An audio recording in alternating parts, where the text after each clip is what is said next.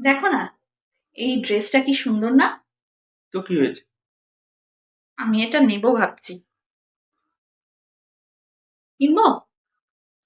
না না, এত দাম ধর কেনাই যাবে না। এখন এত পয়সা কোথায় যে কিনবো? সব সময় খালি এটা কিনবো ওটা কিনবো।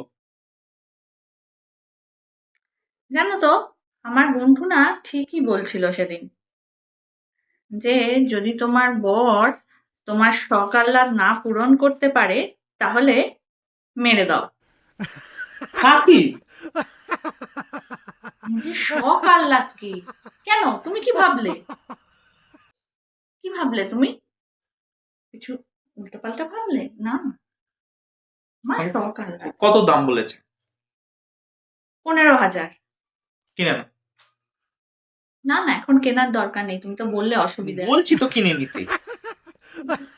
ঠিক বলছো তো? হ্যাঁ রে বাবা, কিনে নাও কিনে নাও।